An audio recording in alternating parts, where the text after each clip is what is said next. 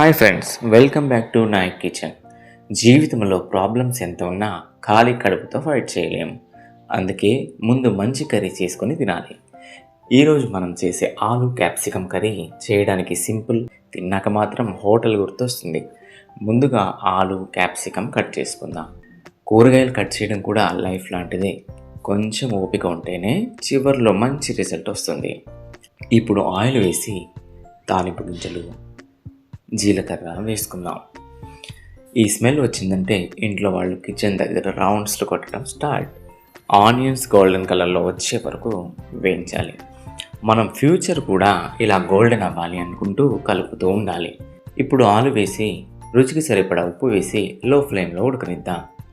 లైఫ్లో కూడా కొన్ని విషయాలు స్లోగా జరిగితేనే స్ట్రాంగ్ అవుతాయి, ఆలు లాగానే. ఇప్పుడు క్యాప్సికమ్ వేసేద్దాం. మన హెల్త్ కూడా ఇంపార్టెంట్ అండి. ఇంట్లో చేసుకునే ఫుడ్కి ఈక్వల్ ఏదీ లేదు. ఇప్పుడు కారం, ధనియాల పొడి వేసి కొంచెం నీళ్లు పోసి కుక్ చేసుకుంటే అంతే అండి. సింపుల్ కానీ సూపర్ టేస్టీ ఆలు క్యాప్సికమ్ కర్రీ రెడీ. చపాతీతో తింటే డైట్ చేస్తున్న వాళ్ళు కూడా ఇంకోటి వెయ్యమ్మా అంటారు. వీడియో నచ్చితే లైక్ చేయండి, షేర్ చేయండి. ఇలాంటి జాయ్ఫుల్ రెసిపీ కోసం ఫాలో అవ్వండి.